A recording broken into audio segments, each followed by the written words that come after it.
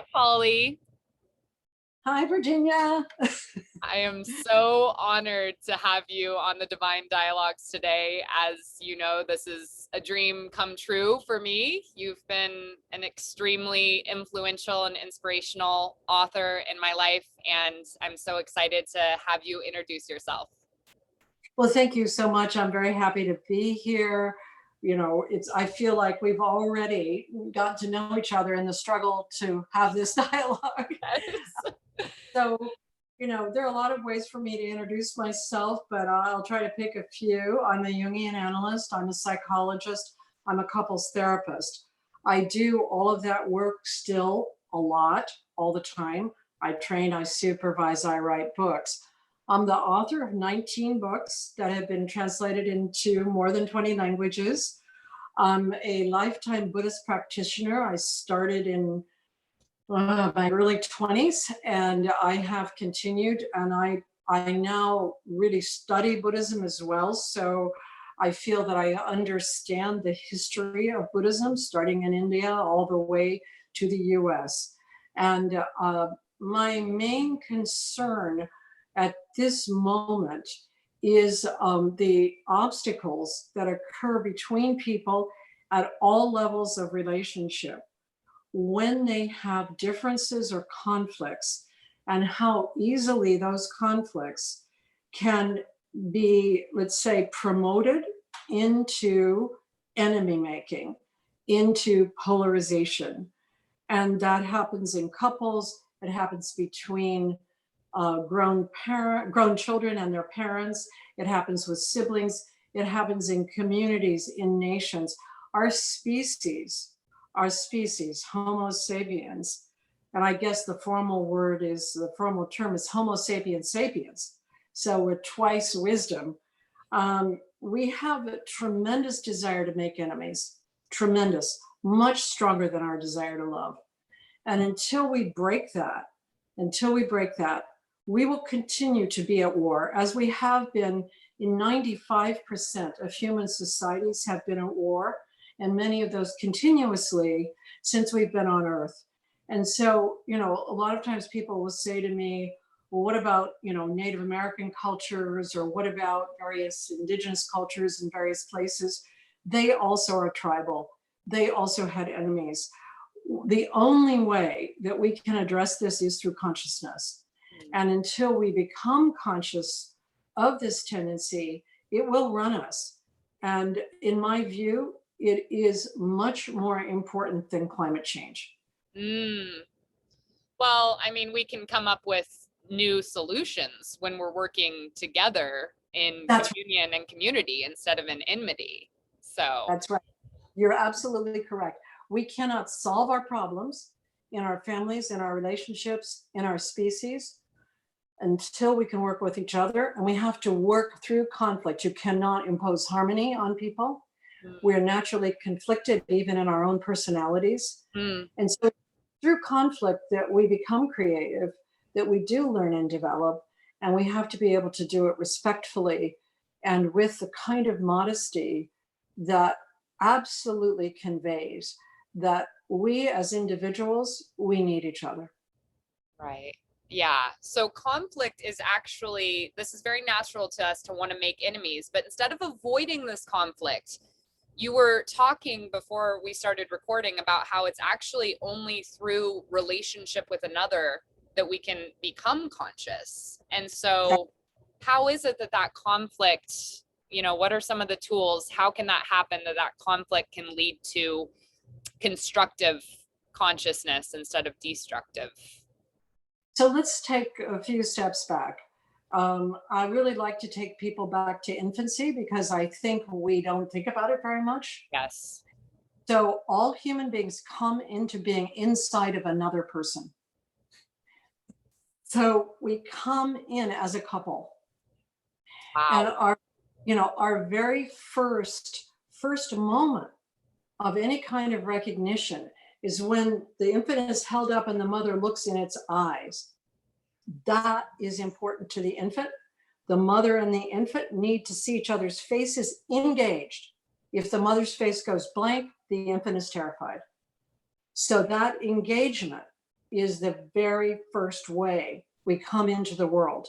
Mm. And throughout our entire lives, we cannot see ourselves. We see ourselves in other people's eyes, and that's where it starts, and that's what it's made of. Consciousness for human beings, it's a dyad. It's not solo. And so it's not one person in front of the group. It's not one person alone. It's not 16 people together. It's two people, eye to eye, from the beginning.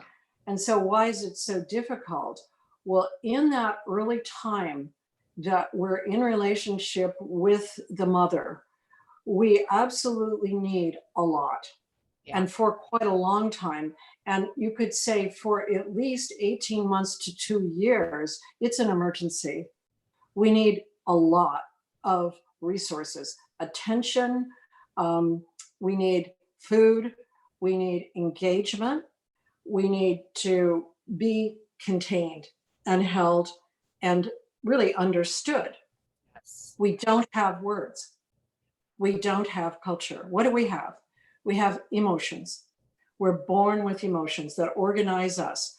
And we actually know very early how to evoke from the other person what we need. And we also know how to download our unbearable states of mind into somebody else who can digest them and help us then actually, let's say, tolerate them. Right. So the screaming and the kicking and everything, mother picks that up and says, oh, you must be upset. Yeah. Let me help you. So what are we doing in those early times from birth to about 2 years when we do form an ego, and then we begin to talk, and then we begin to feel like we're an individual inside? What we're doing is we're trying to control another person to get our needs met. We're trying to evoke from the other person, and we're trying to project into the other person, and all of that going on habitually. So we're all skilled in this. Yes. You know, to be an adult, you have to be able to control another person for your needs.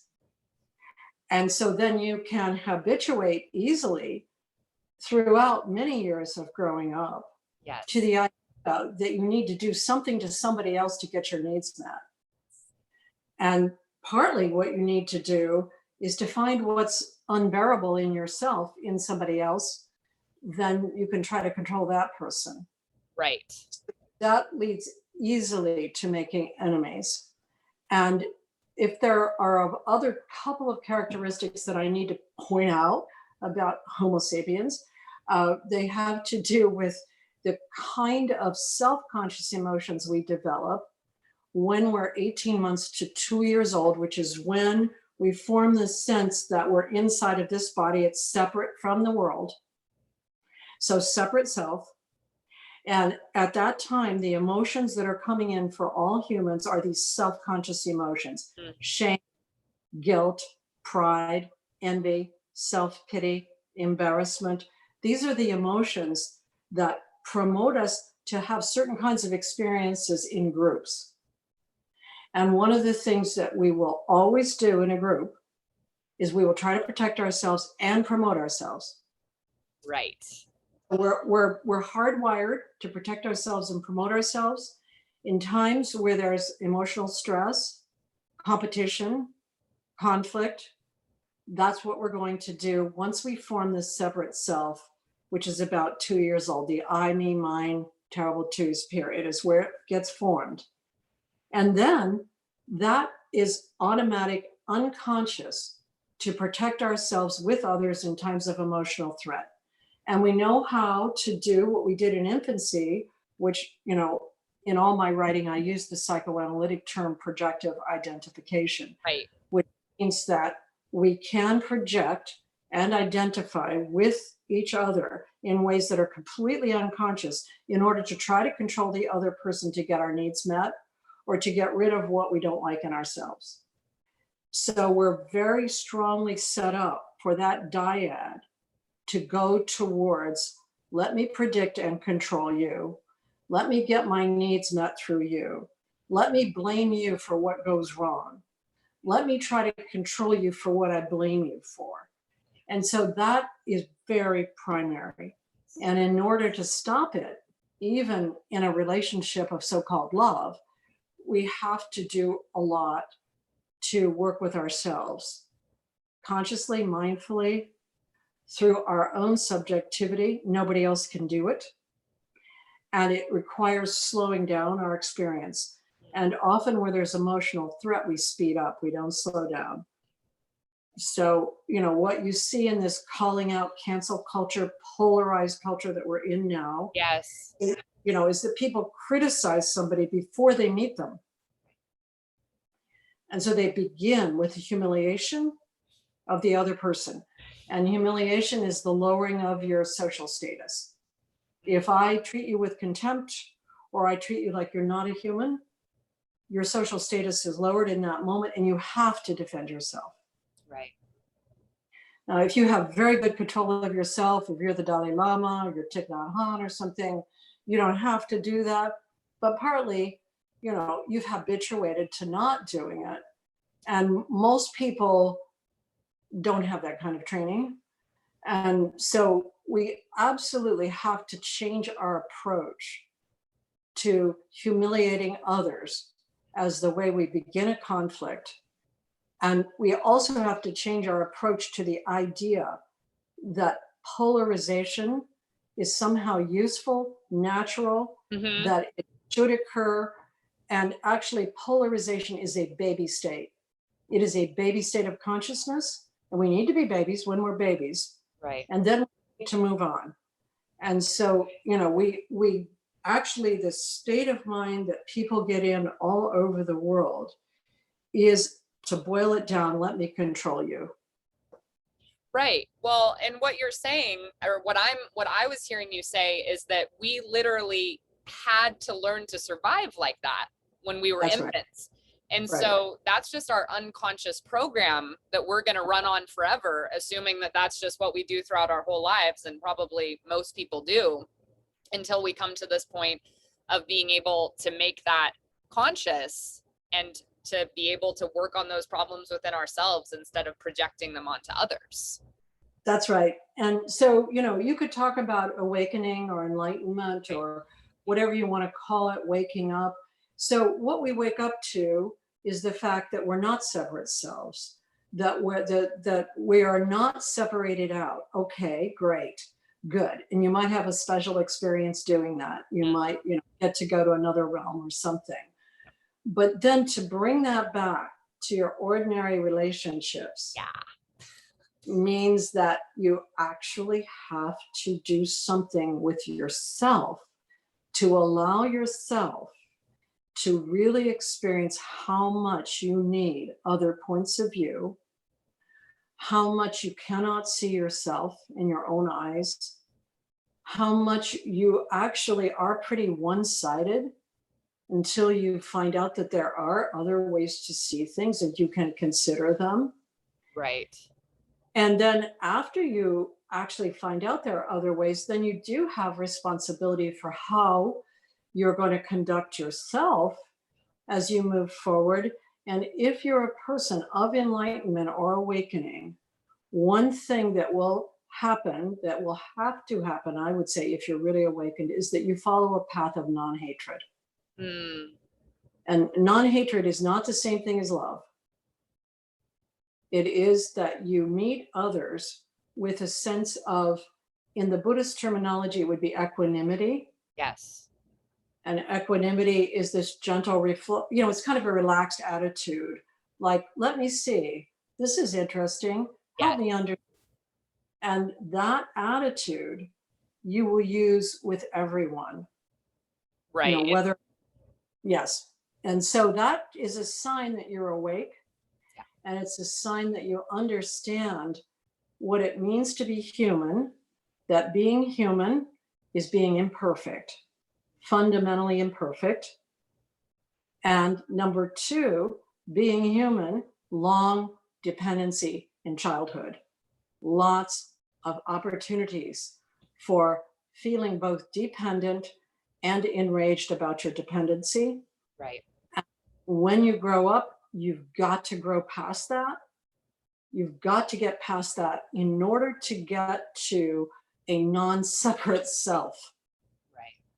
in order to make use of what arises with you. Right. Right. You know, I want to go back to what you just said about it being inherent in being human, Homo sapiens, that we're imperfect. Because something that I've been, and I feel like is very present, at least in our culture right now, in this Western or American culture, is this idea of needing to be perfect all the time. And I mean, in this way too, and I'm actually interested what you would say about this. And you talked about it a bit in your book, Love Between Equals, because there's this idea in Buddhism of not being able to take back things that you've said. And yet there's also this idea of if I'm not perfectly able to communicate things, then I'm just going to repress this and not even try. Because what if I try to communicate something and then, you know, I'm called a bigot, or it's taken wrong, or et cetera, et cetera? So first of all, let me clarify, if there's any kind of confusion about the speech practice of Buddhism, Yes. it's just like any other practice. It's something to try. It's not something you have to be perfect at. You know, it's just something you kind of try, you experiment. And of course you make mistakes. I mean, it is your nature to make mistakes. You should be happy you're making mistakes, because then you know you're human, and that's an opportunity to apologize. And so, you know, I make so many mistakes. I shouldn't have let that telephone be in here, actually. This is perfect. I love it. It's real. Yeah, no, and so, you know, my view is we should celebrate our mistakes. We should celebrate our failures, because then we recognize we need somebody else. We need some correction here. Yes. And so I like to think about the Buddha in a little bit of a different way than people mostly think. Mostly people think about the Buddha in his enlightenment. You know, they think, oh, here's a human being who is actually able to wake up to this cosmic consciousness. And I think about the Buddha, first of all, his mother died in childbirth. Right. So he came into life with a deep loss. And all of us who come into life with difficult childhoods, we recognize that childhood is not the epitome of life. Yes. And many parents make the mistake of thinking that their children should have paradise as childhood. And then the children don't want to leave childhood. I mean, it would be stupid to leave if it's absolutely wonderful. But those of us who had difficult childhoods, where we saw a lot of suffering, or there was loss and rejection, or we weren't mirrored, or people were violent, or whatever, well, really pretty soon we thought, things are not great here, you know? And so what's this life about? Why are we here? What's going on here?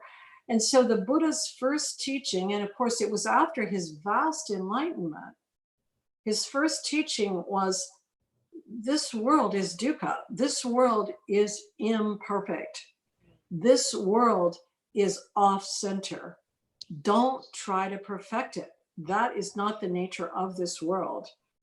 Well, what is it that really causes us to just feel so thrown by our suffering?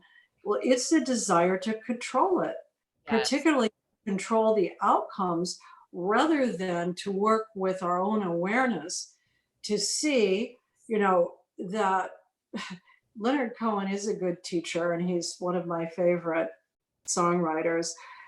The idea in his song Anthem that there's a crack in everything. Yes. It's a much deeper idea than a lot of people take. I mean, that song begins, ring the bells that still can ring. Yes. There's a crack in everything. And like that song, and also another song that's called Come Healing, where he says, gather up your brokenness and bring it to me now. He's actually singing about the First Noble Truth, which is this situation in which you are broken, but if you try to control it, that's a mistake. Instead, you have to develop non-hatred with it, and then it will teach you. And you would develop that in regard to all aspects of your life. You don't refuse anything. You don't refuse the pain. You don't refuse the mistakes. You don't refuse the suffering. Each step of the way, when you see that or when you experience that, you use the equanimity. Let me see. What is this? This is interesting. What am I learning? You know, and of course you have pain. And of course you have rage. And, you know, sometimes you hurt others badly. But then you also have human consciousness, and you can go back and apologize because you're not a dog. I mean, you know, on many levels, dogs have a better life. They're more in the present moment than we are. And yet, you know, in the Buddhist psychology, humans actually have much more precious life than a dog. And why is that? Because we can change our karma in our life. We can change what actually is going on. The dog can't. The dog just reacts to it through its instincts, its emotions. It reacts. It doesn't step back and say, wait a minute, how can I look at this? You know? Right. So Right. dogs and crickets and caterpillars and rocks and trees and so on, they're much more in the present moment reality. But after they do harm, or they enact aggression, or they fail to deliver, they can't say, I'm sorry. Right. Repentance. And they can't repent. They can't look into it. We have this capacity to abstract ourselves, to not take things personally. And that is separate to our enlightenment, is that. And yet it's very, very hard for people to come by that when they're emotionally activated because of the self-protection, self-promotion, in the group, ego thing. So the ability to step back. So our long dependency in childhood, what it creates in us is this ego. And the ego then is theorized as this is the kind of person I am, and these are the people I'm with, this is my tribe, these are my values, blah, blah, blah. And that comes into being then in early adulthood as the ability to actually be sovereign in your own life, to drive your own ship or whatever. You know, you can see your own thoughts and feelings. Yes. You can question, you can query what you do. You can take a step back and look at the consequences of your actions. And all of that is, only humans can do that. All of that. None of the other animals here can do that. None of the other animals have theories about themselves. And, you know, they can't abstract. So, and also then there are a lot of things that evolve from that, like mathematics and certain aspects of science and so on, evolved from our ability to do this abstraction thing. So it's a great gift, but also it's a great problem, because once we theorize ourselves and we have this self-protection and we assume that our tribe is right, then we can hate the other humans so easily. Well, and exactly. And I think the whole taking it personally versus equanimity thing is so huge in this, because if I am able to have that equanimity and observe myself and just say like, oh, that's interesting, like I can learn from this, I can listen to these other people, versus if it's all very personal, then, and I look at something and I realize that I was wrong, or think that something that somebody said about me that was bad was true, then something's wrong with me. And then you need some chance to inquire into that. And often it's easiest if you inquire with another person, you know. I mean, years ago as a psychotherapist, I realized that what people were paying me to do was to hold them in mind, to have the sense of who they are, to offer a mirror and ask questions. And I thought, geez, it seems like somebody at home could do that. You know, that wouldn't be so expensive. But actually, it's very difficult because the people at home have an investment in things turning out a certain way. And so, you know, when I'm in my consulting room here and I'm meeting with one of my individual therapy clients, I do have an investment in the sense that I want to do the best I can, but I don't have a particular personal investment that I want you to go to this graduate school or something. You know, it's like whatever you want to do, let's just look at it. And that attitude of, let's say, equanimity and interest and curiosity, that's the attitude that has to be cultivated with our enemies, with our personal relationships also. And it is natural to take things personally, although, again, from a Buddhist perspective, you could say like the three marks of existence are dukkha, anicca, anatta. So dukkha is the imperfect, the imperfection of this world. Then anicca is the impermanence of this world. And anatta is the impersonal of this world. Causes and conditions, you don't control them. You do actually have responsibility to speak and act in a certain way based on your awareness. And so your attitude towards these causes and conditions is something that you take intentionally. But the outcome of taking, let's say, an attitude of non-hatred might not be a good outcome. It might be, it might be that the outcome would be that people turn away from you, or that you have great sadness, or whatever.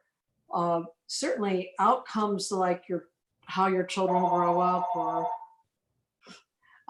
how how much money you make, or those outcomes are so elaborate and so much a result of many, many causes, conditions that you don't control. And so, those are causes and conditions that may have to do with other lifetimes.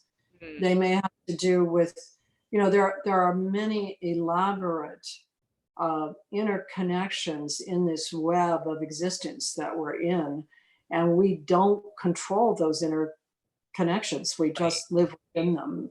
Right. I mean, and it makes me think of Stephen Mitchell's translation of the Tao Te Ching, where it says you have a right to your actions, but not to the fruits of your actions. That's right. That's right.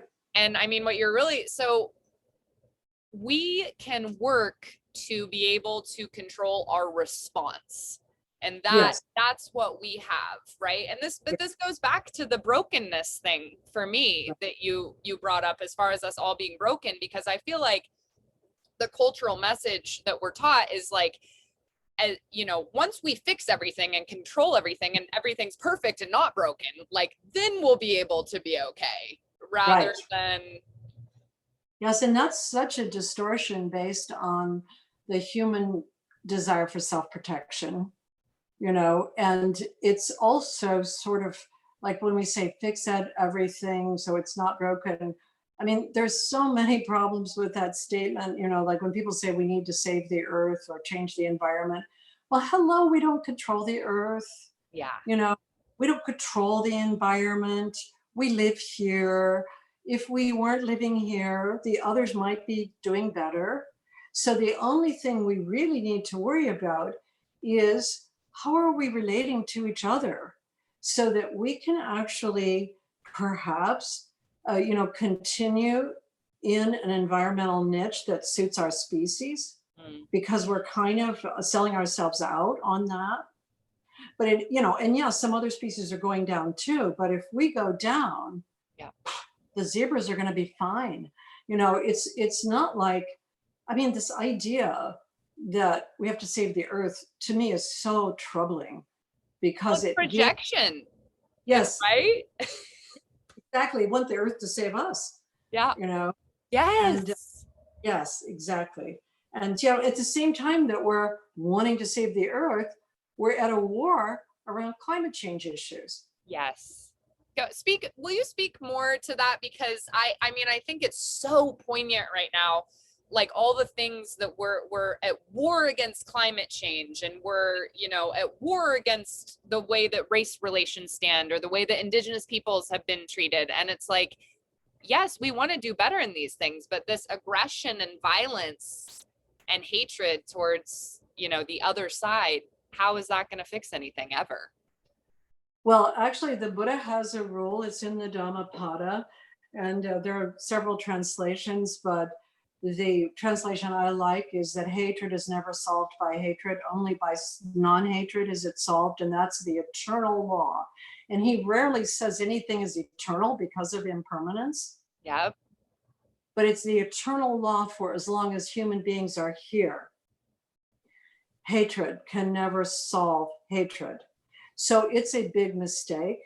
It is a big, big, big mistake to hate really anything, but certainly to hate other people or to hate some statue that some other people put up, Yes. or to hate some flag that other people fly, or to hate, I don't know, somebody's idea. Yeah. It's a big mistake because that will only lead to more hatred. And it's completely predictable based on what we talked about earlier, that we have this tendency to want to control Yes. others when we feel that our needs aren't met or our social status is lowered. Yes. And so that's when we're going to go towards war or trying to control the other side. So when it comes to climate change, first of all, I just don't like the term. I mean, what is it about? You know, the climate is always changing. Everything is changing. This world is impermanent. I don't know whether the weather patterns that we're in right now Yep. are actually different from weather patterns in other periods of time, because the UN decided to study only human-made climate change. It does not study and has not tracked the environmental changes that are the natural patterns of the sun in relation to the earth as they go up and down. We know that, you know, before the industrial period, there was a lot of climate change. Yep. Because the records are there of the Yep. climate change. And how that happened wasn't under control of humans. And it was massive, you know. And so I believe we're in a system here that we don't control. Yes.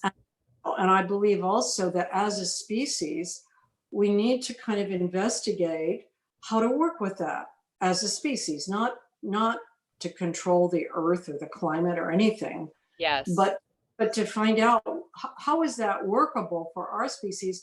And, you know, if there are records of other periods of time when there were great changes in the climate, well, who survived those periods of time and how did they do that in case we're facing something like that? Right. And, you know, I know among mammals, I know that mice survived. They were mice-like things, and they survived because they went underground and they cooperated during whatever the great sort of radiation thing was that hit the earth, that wiped out a lot of stuff and wiped out the dinosaurs and so on. So the big animals didn't survive. They weren't able to make it. The small animals did survive. So, I mean, I don't know even for sure if humans, you know, are sort of supposed to survive or whatever. Right. I mean, how would I know? I don't know. I'm not a god, you know. But I think if we want to work on things from the perspective of our limited knowledge as humans, Yes. we'd look at the suffering and we'd say, okay, here's an opportunity. How can we work together to increase our kindness to each other, to actually be able to draw on different points of view, because that's one thing that humans have. So again, you know, some of the great things that we have developed over time as humans are religions and sciences and the arts. And all of those have developed through debates and differences. And the nature of science is not to find the truth. It's a method of debate where you make a hypothesis and you say, this is the way I see it. I'm going to now collect data, either based on an experiment or the natural environment, and see if my hypothesis is correct. And then somebody else says, well, I have a different hypothesis. And so then we collect our evidence and we debate. And that's how right now we're finding out that the whole framework of space-time that came about as the result of really quantum mechanics can't solve the problem of space-time. And so we're probably going to have to get out of hypothesizing the speed of light as the fastest speed. So we only got to that insight, which is, I've been reading about it. I'm not a physicist, but I'm interested in it. We only got to that through debate and through people trying different experiments and then using their reason to reason about their hypotheses, the outcomes of the experiment, and then to debate those outcomes. So our scientific truth is actually a method. It's a method of investigating our physical world. Yes. And it investigates that, and it can investigate the mental world as well. It's not just the physical world. It can investigate the non-material world, but there are strong rules for that investigation. And part of those rules always assume that someone will try to nullify your hypothesis. You form a hypothesis, and then someone else will try to nullify it. And that's okay. In fact, it's necessary. That's necessary for science. Similarly, in religions, all over the world, people have different religions with different kinds of God figures, different kinds of drama, different kinds of ideas. When you look at those and you debate them, when you begin to actually have a conversation, like I love I was just at I go to a group of Sufis who are Muslims to teach them mindfulness, to teach them stabilization of the mind, and then I get to learn their methods. And I have really been enjoying learning about Islam, which is a religion I never learned about. I mean, I know pretty much, a lot about Christianity, some things about Judaism, and then a lot about Buddhism, and almost nothing about Hinduism. But now I'm learning about Islam, and it's bringing me so many insights about beauty and also about family life that I wouldn't have had from any of my own experiences. So, again, when it comes to religion, these are different points of view from people in different causes and conditions and different circumstances, but we can speak to each other. We can inquire into each other. And now, also because English is sort of a world language, a lot of information is on the internet from all the different religions. And, then it's the same thing with politics. Politics is, to me, the least worthy of any human activity. I think, the way I feel about it, that's a prejudice. I have many friends who feel differently. But to me, what happens with politics is it goes quickly to power. Yeah. It doesn't spend much time on debate. Right. It's like, who won? Who won now? Who won now? Well, who cares who won? Right. That doesn't solve the problems. And what I've seen over time is that our political system in America does nothing to solve the problems. It just creates conflict. Right. And it really moves so far away from what the problems are as to make them almost non-recognizable from an ordinary point of view. Like, for example, health insurance. Has our health insurance improved as a result of all of these changes that have been made? No, it's much, much worse than it was 50 years ago for those of us who had health insurance. And perhaps even it was simpler for hospitals just to do free services instead of having to deal with Medicaid and Medicare, right, with all the regulations that Medicaid and Medicare put on the hospitals. Possibly through COVID, it might have been better for hospitals to be able to operate to serve people's needs instead of to be under the control of the federal government, where they had to close up all sorts of wings of the hospital and people couldn't go in to get their needs met. So, what I've seen about politics is that it's quick to move to power, that it's very much based on polarization, at least in these recent years. Before there were dialogues between the different parties, and now it's just insult. And so I haven't ever put much faith in politics, but I put less in it now. And I think that it's sort of the way that politics fits into media and profit kind of spins around polarization and hatred. And the more that can be generated, the more people turn to sort of find the solutions from the sources of the polarization. Right. You know? So it's like, I mean, we have defensiveness and competition. And yes. then, so what are our antidotes to those? Curiosity and dialogue. I mean, can you, and you know, we'll start to kind of wrap this up. Can you talk Yes. about what it is that we can be practicing and looking to activate that can just start leading us on the path to, you know, enlightenment through relationship, basically? Yes, yes, yes. So I will talk about real dialogue, which is the method that is connected to dialogue therapy, and a method that I use as a method. It's a co-facilitated conversation between two people. So, you know, that's the actual method. But then there's a skill that you can learn. And I have booklets on my website called Real Dialogue. There are 3 booklets that deal with the 3 skills. But the skills are much more complicated than what they look, in the sense that there's a lot that's under the hood. And so let me just say what real dialogue is not, because it often gets confused with things like conflict resolution, reconciliation, compromise, nonviolent communication. Is there anything else? Those all are looking for something like lowering the, let's say, possibilities for conflict, rather than using conflict creatively. And so real dialogue uses conflict creatively, with the idea that it is only conflict that allows us to be conscious of ourselves and what we are doing. And so we have to go through it in a way that is truly creative. And we have to go through it in a way that requires our actually becoming capable of seeing, hearing, and feeling somebody else.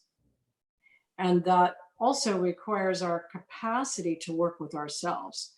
So the first skill of real dialogue, the first step in, is speaking for yourself. And that sounds like just making I statements, but it's something very different from that. I mean, I statements are required. No we statements, no you statements, just I statements. But what is required at a deeper level is recognizing that, the way I say it in all the training, is that you're inside of a snow globe of your subjectivity. So your perception of the world is not a perception of the world. It is your creation of your perception. The way you see, the way you hear, the way you feel is individual, idiosyncratic, and it is based on a lot of unconsciousness, because we're about 95% unconscious. And the way all of our perceptions work is that the perturbations first come through our whole nervous system, and then they bounce up to the cortex. And in the cortex, then we become conscious of a sound, or of a sight, or of a feeling, or we hear the internal talk. So there are 6 domains to our subjectivity, and I'll mention those. There's, you know, just to give you the feeling of what's in the snow globe.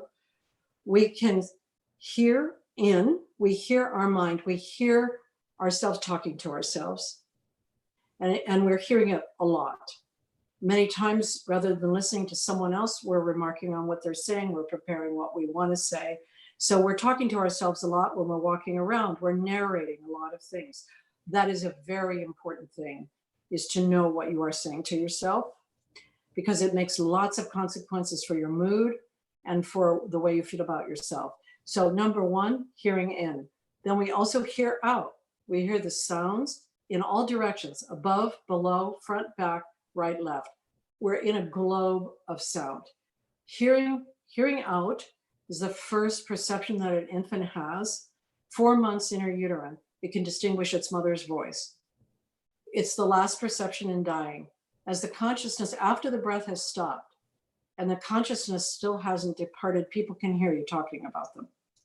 Wow. So they can will hear after the breath departs, and they hear early. So hearing out is a very big perceptual field for humans. So hearing in, hearing out, seeing in, seeing out. Seeing in is seeing the mind's eye. You have images of everything. But for example, you have an image of your partner as angry, and you then say, "You look angry to me." The other person is just having a difficult day, or maybe not even. Maybe they're Right. not. But when the other person says, "You look angry," they say, "What?" Then you say, "Ah, you look angrier." And so it's the seeing out with the lens of your mental image that causes you a lot of difficulties with other people. You think they look a certain way or they mean a certain thing. You attribute meaning to them. It's not going on. It's your meaning. And so seeing in is being able to trace your own mental images. Seeing out is you see this world that you've constructed. You assume it's out there.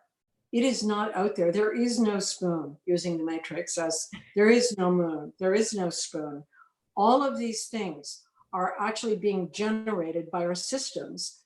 And then the feeling in and feeling out. Feeling in is feeling your emotional centers, which are the nerve centers in your body, your gut, your stomach, your solar plexus, the throat, the forehead, the top of the head, all of those, the chakras that people mention.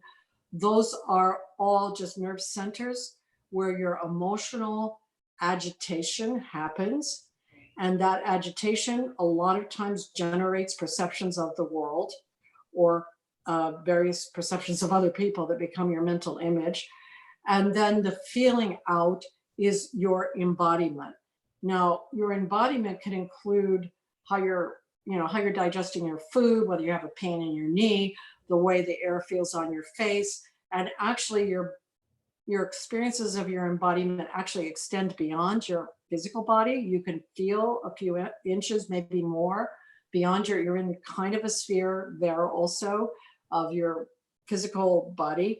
So these 6 spheres, hearing in, hearing out, seeing in, seeing out, feeling in, feeling out, make up the snow globe of your Virginia subjectivity. And you believe that Polly might be sharing in that, Right. but she's really not. She's doing her own. And so Polly has to investigate. If Polly wants to understand about Virginia, Polly has to do some investigation. However, if Virginia speaks as though she already understands everything about Polly, and Polly's just a racist, or she's a narcissist, or, she voted wrong or didn't do something or other. If Virginia begins that way about Polly, Polly's going to defend her snow globe. She's going to say, not true, get out of my snow globe and stay away from me, or, yes, or you have a problem, Virginia. And so all of us are enclosed in this subjectivity. So speaking for yourself means speaking modestly, speaking with qualifiers. Here's the way I remember it. I think it was the 4th of July. This is what I think your mother said, instead of this is what your mother said on the 4th of July. Right. So not speaking objectively, not speaking rhetorically, not telling other people how things should be, not speaking with we, not speaking with you, speaking in terms of a modest subjectivity. This is the way it seems to me. And then, how about you? What's it like for you? Yes. So the second step of real dialogue is mindful listening. In all negotiations throughout the history of the world, including the Harvard Negotiation Project, things fail on the listening side. People don't actually hear what the other person is saying. They're listening to the voices inside. They're listening, they're hearing in. While someone else is talking, they're just either rehearsing what they're going to say or they're talking about the other person. And so when you're actually facilitating real dialogue, individuals are shocked at how little they hear, because you have a coach, you have somebody who's an alter ego who actually is going to help you be able to say in a mindful way what the other person is saying, which is not, I hear you saying blah, blah, blah. It is, here's the way I'm understanding what you're saying. And so for you, it's like this and this. And for you, it means this and this. Did I get it? Is there Right. more?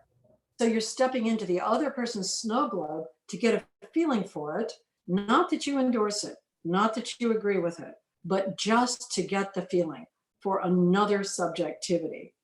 And as you get good at doing this, and you can get good at it, you become more and more curious about the snow globes. You know, you go someplace and somebody seems to have an outrageous idea, and you might sit down and say, help me understand that. You know, I'd like You're to see it. curious. You're curious Yes, and you care. you're curious. You remain curious. So the third skill is remaining curious. and, and that and that third skill is very Zen. So, you know, I'm a longtime Zen Buddhist. What's the number one kind of cool thing about Zen is to maintain the don't know mind, maintain an atmosphere, an attitude of uncertainty. Oh, I don't know. Oh, that's new. Wow, a fresh moment, a fresh flower. But we often don't do that with other people. So that same curiosity of, wow, tell me more. So this is what it's like. Could you help me understand? You know, I'd like to see more clearly what it's like for you. That curiosity gets shut down most often in a calling out situation where somebody's criticizing somebody else, because then each person is protecting their own snow globe. Yep. And all they're doing is rehearsing the stuff in their 6 domains. And then they may be using that for active aggression or passive aggression. Either they're going to quit and leave, you know, or they're good. I mean, suicide is the ultimate of passive aggression. They're going to get out of the game completely, or they're going to attack, and murder is the ultimate of active aggression, try to eliminate the other person. And so active and passive aggression are very automatic. When you feel threatened, when you feel fear, they're automatic for all of the animals around us as well. But humans have another opportunity. They have the opportunity to debate and have a dialogue. They don't have to fight. They don't have to fight or flee. Even if they're mindful towards doing that, where they feel like, I'd like to quit, they don't have to quit. So all of these 3 skills of real dialogue, speaking for yourself, listening mindfully, remaining curious, they all have a lot under the hood that is built into actually increasing your capacity to wake up as a human being and recognize that you're not separated from others, that you need others constantly, not just when you're little, but all the way through, because you can't see your own face. And so, you know, that's actually the nubbin of it. But that would be walking the true path of non-hatred through all of your experiences, but you can't do it perfectly. You just can't do it perfectly. It's okay not to do it perfectly. Just try again. I mean, you know, and you're someone who, like, I look up to, for instance, like, you've written so many books. You're such a thinker and communicator for our time, at least, you know, for me. And I'm, you know, trying to come into my own sort of expressions of that. And it's so easy to feel like, well, if I can't be perfect, then I might as well just, you know, I mean, the most dramatic, like, not be here, like, you know, not try anything, just, and I want to show people that, you know, the way is laden with mistakes, and that's how we learn. Well, it's even more than that, I would say. That's lovely. What you said is lovely, and it's really true. But it is your nature to be imperfect. That's the first noble truth. And so then you could celebrate it. You could celebrate the failures, the loss. You know, even when you fall in love, like my husband died from early onset Alzheimer's, and it was a great love of my life. It was, you know, an extraordinary love. It was a sort of, you know, truly falling in love with a stranger and then losing the stranger and then meeting him again. It had everything from the movies. And we were great friends. And then he got early onset Alzheimer's in his mid 50s.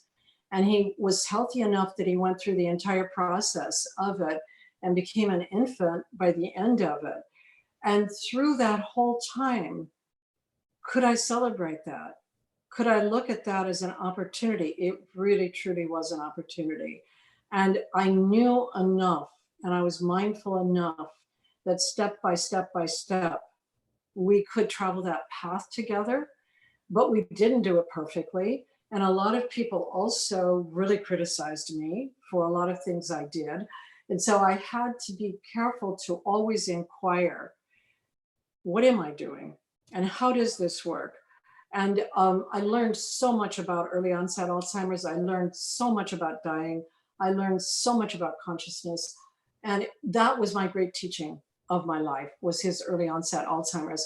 And I think it was for him as well, because of the way that he died, because of the consciousness he had in dying. And of course, he had been unconscious until we know something called, it's called terminal clarity, I think. The people that study near-death experiences, have discovered, as many of us know, that people become very conscious when they're dying, when the brain shuts down. And so, a lot of things about love have to do with breaking your heart, because when you fall in love, or when you have a baby, or even a pet, you're going to lose that being. Either you're going to leave or they're going to leave. And so you have to actually recognize that breaking of the heart is the nature that love is showing us. That's the nature. It is not the nature of forever. It's the nature of breaking. And so that's what opens, is the breaking of the heart. And so when you love, you vow to break your heart. Ooh. It's an amazing thing. It's an amazing thing when you go through it with awareness.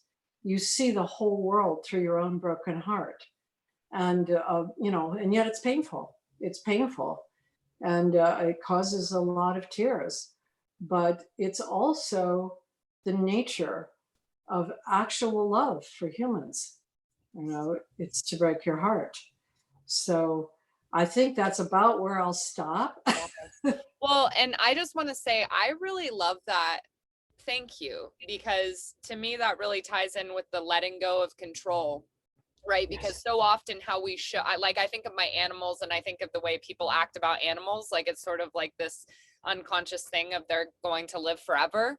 And so, or even, the fact that I live in my van and I let my cat, who has always been an outside cat, explore in the forest where I am, which of course led to us missing our first meeting. But, and people are like, no, you have to keep her shut inside, shut inside and keep her safe. And it's like this idea that to show love is to psychotically control things. Exactly.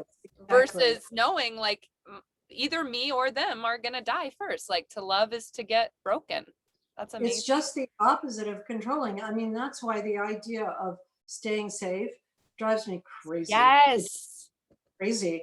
It became this trope in these last 10 years. And then COVID came along, and it was more than a trope. It was a way of life. Yeah. People were staying safe because they weren't in contact with each other. Yeah. And so they were separated out. So they were hugely into the separate self. And all of that, it's not the way we're made as humans. Yeah. We're made to break our hearts. We're made to actually lose. We are made to, engage in something we will lose. Yes. Because we are learning that we are not the separate self, and that we are connected here in a way that is not our ego. And so that's the deep learning, but we can't just feel good all the way through it. No. Because we're in samsara. This is dukkha. This is what we're learning about. And if we are spiritual beings on a human path, we're learning brokenness. That's what we're learning. Thank you so much, Polly. I mean, just on a personal note, I am so inspired, as I always, have been whenever I've listened to anything or read anything by you. I'm beyond honored to have gotten to speak with you and learn from you here today. And of course, I will be linking to all things you in the About section. And I just want to thank you so much. Well, I love talking to you, and I would have done the same thing for my cat. And I would have definitely not done the podcast and looked for the cat. And I have actually gone out to look. When I had one, my doggie was new rescue, and she went off. I canceled the therapy session right in the middle and said, I gotta go, gotta look for my dog.